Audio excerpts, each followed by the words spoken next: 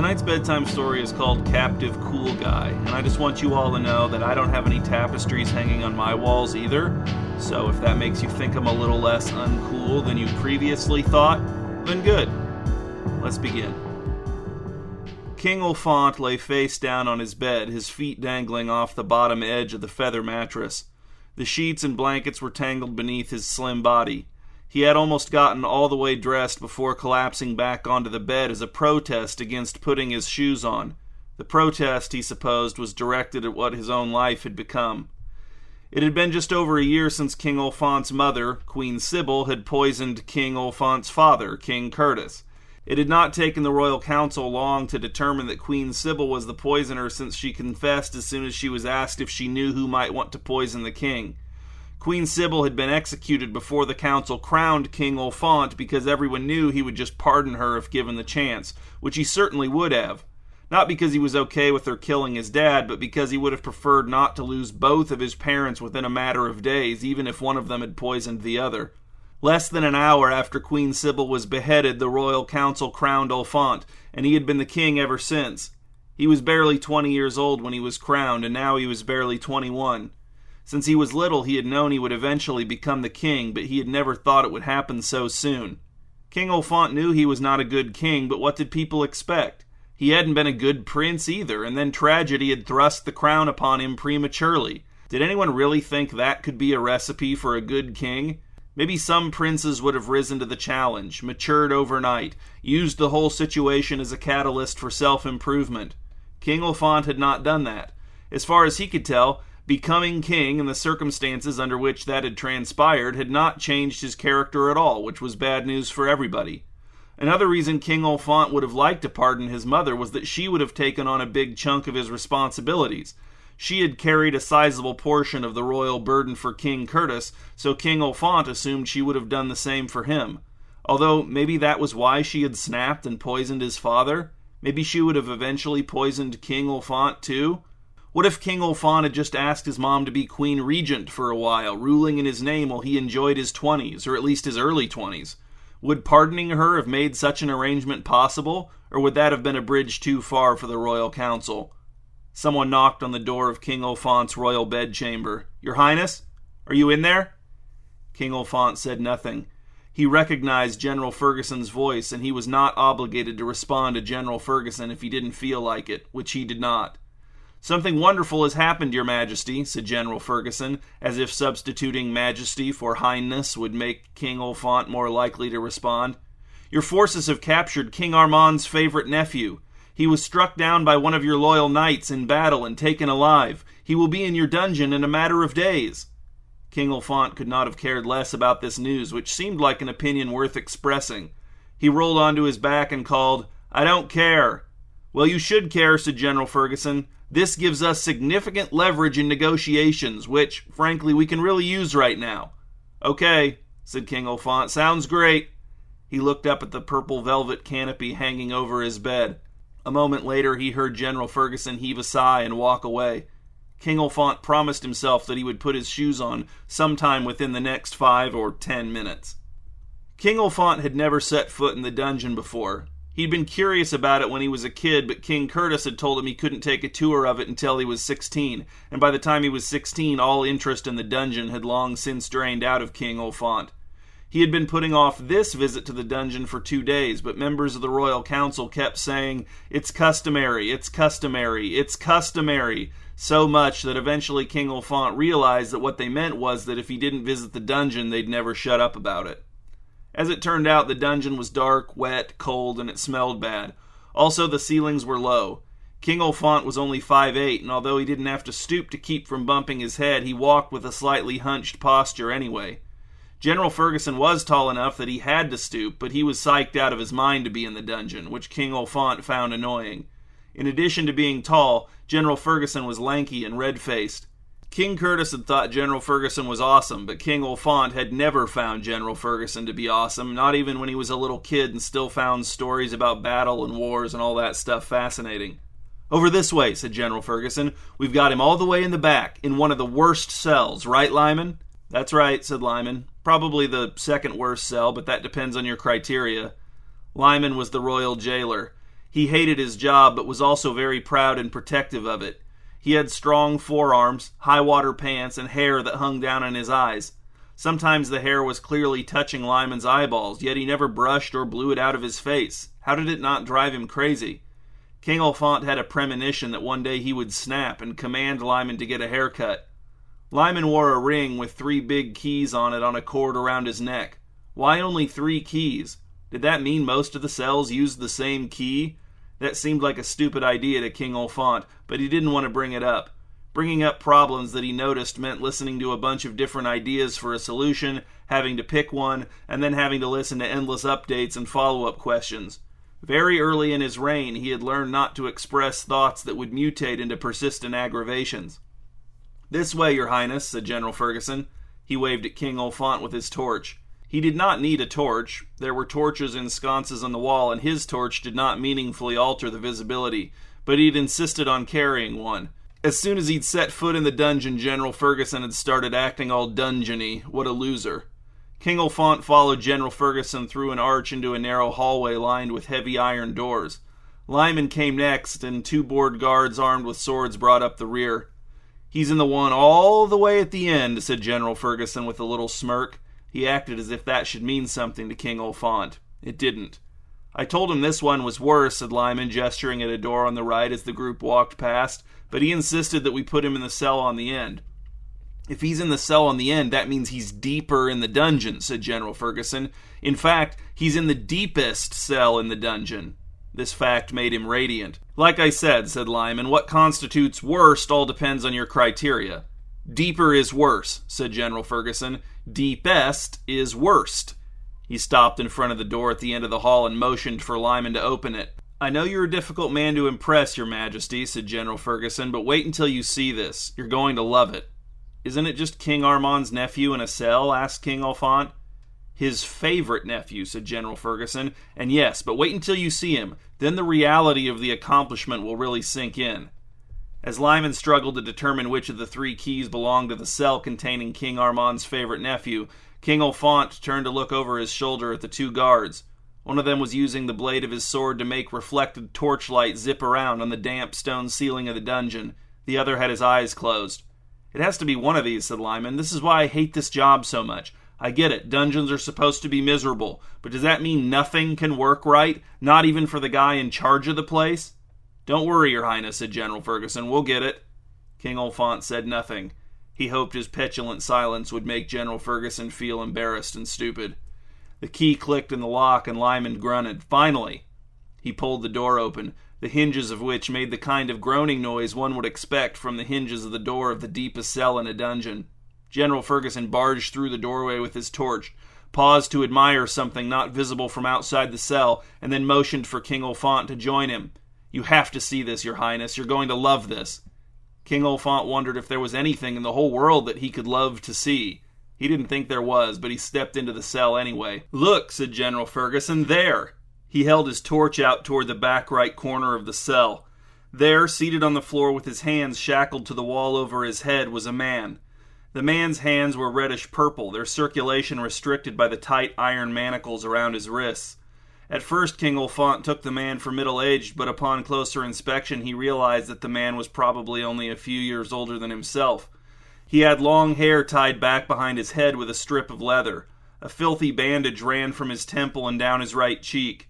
His right eye was also blackened. He had several days' growth of beard, and his face and neck were smeared with dirt that had turned to mud in the dungeon's dampness. His shirt was torn, there were holes in the knees of his pants, and his feet were bare and as dirty as his face. Dirtier, actually. "That's him," said General Ferguson, his voice throbbing with pride. "King Armand's favorite nephew." "What's his name?" asked King Olfaunt. "I'll happily tell you, Your Majesty," said General Ferguson, "but you can ask him yourself, if you like. He has to answer you since you're the king. If he doesn't, I can kick him or punch him or what have you." "Just tell me his name," said King Olfaunt. The captive nephew of King Olfaunt's greatest enemy did not look at him, but neither did he stare despondently at the floor. He looked past King Olfaunt and King Ferguson to the opposite wall as if he were so lost in his own thoughts that he hadn't noticed their arrival. "His name is Leon," said General Ferguson. "Do you want to question him?" Find out what he knows about his uncle's plans, see if he can shed some light on their overall strategy, maybe find out some specifics regarding tactics? No, said King Olfont, I don't. Okay, said General Ferguson. Well, I can take care of all that stuff. I'll be sure to let you know whenever we get anything important out of him. Which will be soon, I assure you, Your Majesty. A guy like this won't take long to crack. He's gonna sing like a songbird. Sing? Asked King Olfont. Why would he sing? No, it's not literal singing, said General Ferguson. That's just what we call it when a captive talks. You call talking singing? Asked King Olfont. Why? I don't know, Your Highness, said General Ferguson. It's stupid, said King Olfont. Stop trying to act cool. You're not cool. All right, Your Majesty, said General Ferguson, now almost fully deflated. I will. Leon didn't look at King Olfont or General Ferguson, but the corners of his mouth bent slightly upward. This tiny affirmation from his high-profile captive made King Olfont feel a twinge of pleasure for some reason. He turned to face General Ferguson. I mean, you're not even the one who captured him, said King Olfont. He shot continual glances at Leon out of the corner of his eye as he warmed to the task of berating his general.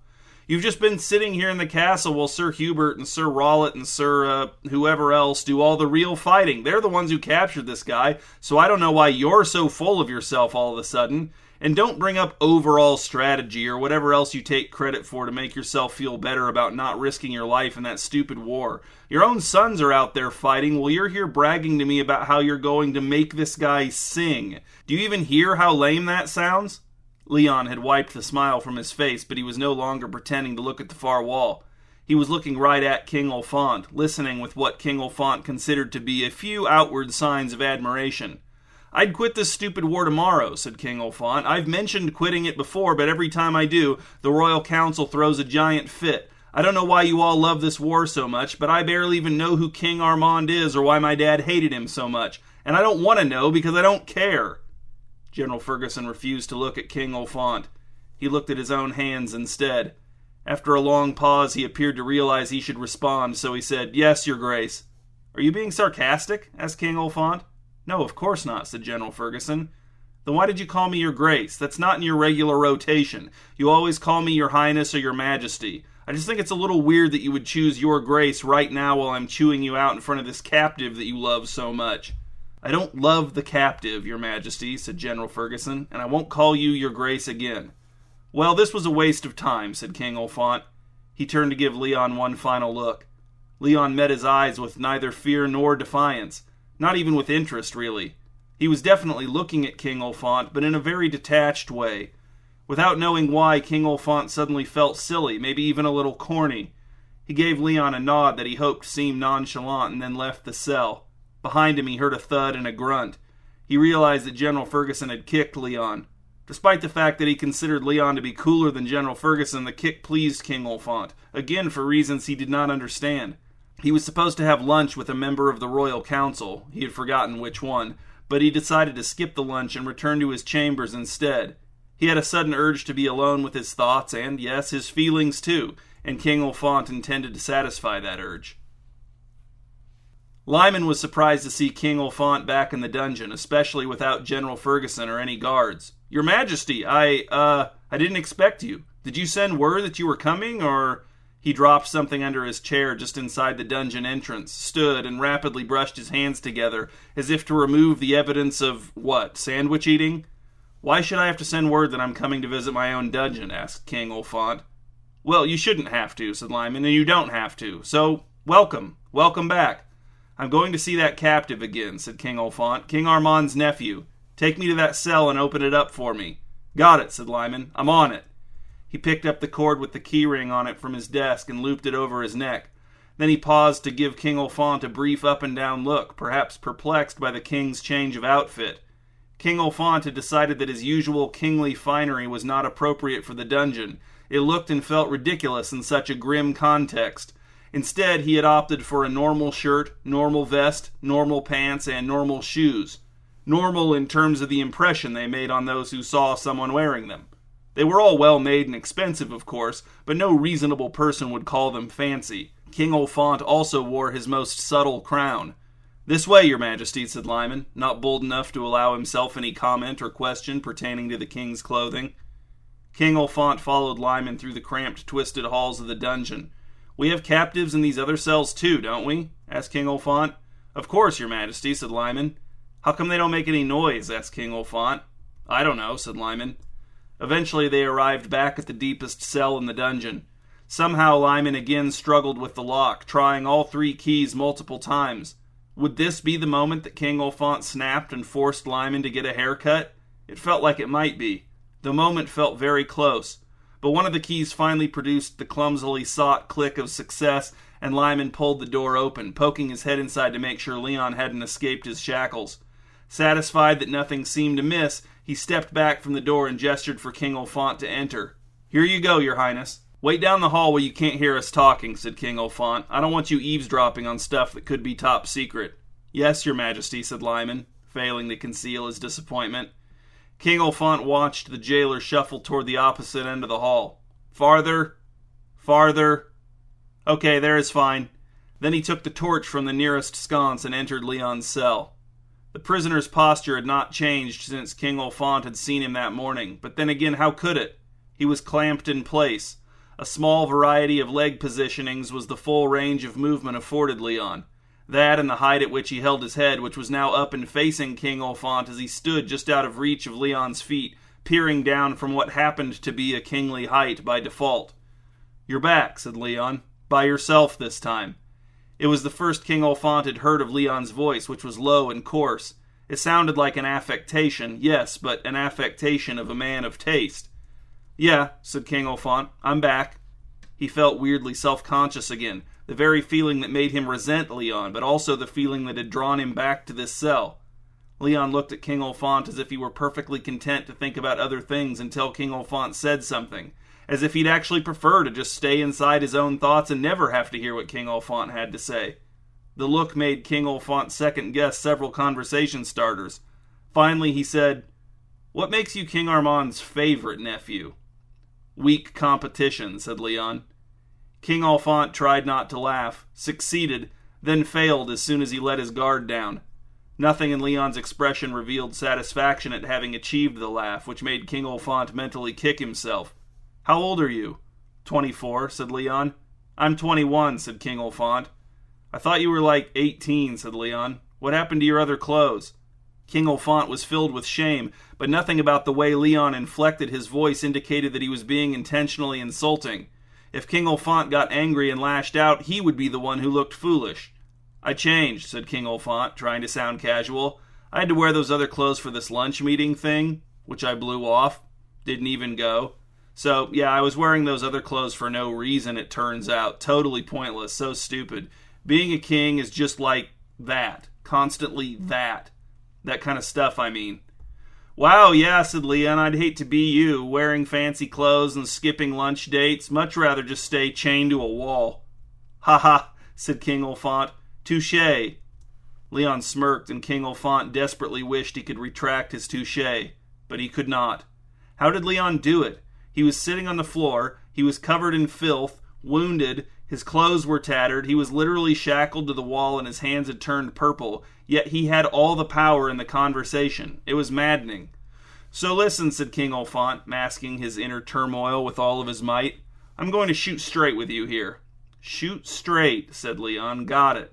The faux serious way that he drew his eyebrows together felt like human spit spattering King Olfant's face. It was impossible to say the right thing to this guy. "Well, however you want to say it," said King Olfant. No, said Leon. "Shoot straight with me, by all means." "By all means," said King Olfant, grasping at an opportunity. "Seriously, how old are you?" 24, said Leon. "I already told you that before when you asked me the first time. Why are you obsessed with my age?" "I'm not," said King Olfant. "I was pointing out that by all means is a thing that old people say." "Oh," said Leon. "Is that what you were doing?" His expression had gone blank again. With horror, King Olfant realized that he had been played for what felt like the 1,000th time in the last, 5 minutes. "I'm not going to let General Ferguson torture you for info," said King Olfant. "For information." He blurted this last part in hopes that it would cut off any mockery Leon might be considering over his use of the word info, which, now that King Olfant thought about it, was a staggeringly lame word to use. Wow, thanks, said Leon. You've got a heart of gold. I guess I'll just give you a rundown of everything my uncle's cooking up because I like you now. King Olfant was embarrassed of how good even this sarcastic declaration made him feel. When he got back to his chambers, he stood in the middle of the room and looked all around him, taking in the entire inherited atmosphere of the space. Then he shouted for Burgund, his royal steward. Minutes later, after the shouted demand had been conveyed to Burgund by a series of sprinting servants, Burgund announced his arrival at King Olfant's chambers with a light knock. "It's Burgund, your majesty." "Come in," said King Olfant. Burgund complied. "What can I do for you, your highness?" "Get this stuff out of here," said King Olfant. "What stuff?" "This stuff, the tapestries, the paintings, the vases, the furniture." "All of the furniture?" asked Burgund. "Of course not," said King Olfant. "Don't be an idiot. Leave the necessary stuff. The normal stuff. Or replace the necessary stuff with less over-the-top versions of the same stuff." "Oh," said Burgund. "Okay. I'll get some people on that right away, your highness." "I want a normal bed, too," said King Olfant. "This one is just... look at it." "I'll get this all taken care of," said Burgund. "Good," said King Olfant. "I'm going to the, library." "The library, your majesty?" Burgund did not have the grace to not look shocked. "You heard me," shouted King Olfant, and he slammed his chamber door behind him as he left. After 5 days of not shaving, King Olfant went back to the dungeon to pay Leon a visit. Not shaving was definitely not an attempt to seem a little older and more rugged in front of Leon. King Olfant was just experimenting with a new look. There were lots of people with beards. King Olfant even knew of some guys who were younger than him with beards. Seeing Leon with his untended facial hair may have given King Olfant the idea to try something similar, sure, but he wasn't doing it for Leon's approval. King Olfant's heart drummed away in his chest as Lyman struggled with the lock on the door of the deepest cell in the dungeon again. "Cut your hair, Lyman," said King Olfant. He could hear the fury in his own voice, so Lyman had to hear it too. "What?" "Cut your hair, you have to. I'm commanding it." "What do you mean?" "If your hair is hanging in your eyes the next time I see you, I'm going to fire you." Lyman's face showed a brief inner push toward defiance, but it faded as quickly as it appeared, and he muttered, "Yes, your majesty," in a hurt voice. The lock clicked, and Lyman swung the cell door open. "Long time no see," said Leon.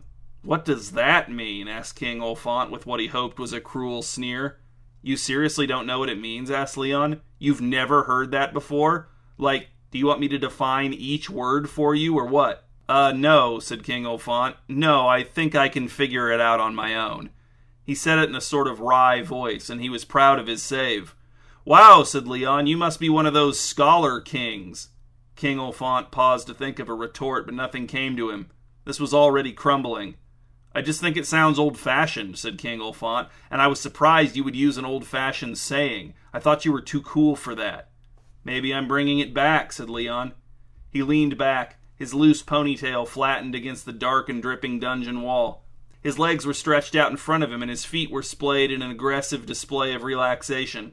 Even his purple hands, still clamped above his head, looked as if Leon had hung them there by choice as decorations intended to contribute to the easy atmosphere of the cell.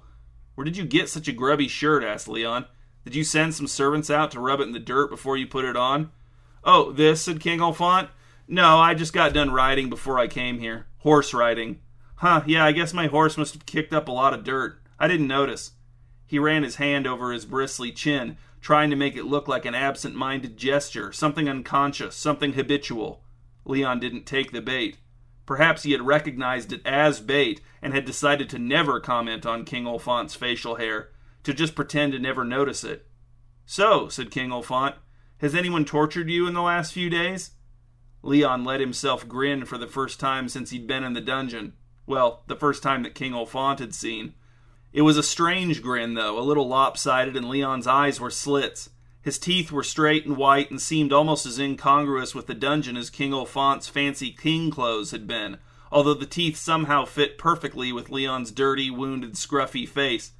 They served as a confirmation that Leon was not defined by his circumstances, that despite the indignities that King Olfant and his men had imposed upon him, he was and always would be King Armand's favorite nephew, and not just because of weak competition. He was the favorite for reasons that would be obvious to anyone who spent even a minute with him. "No," said Leon, "no one's tortured me. Is that why you came down here again? to see if your people have been defying your orders behind your back?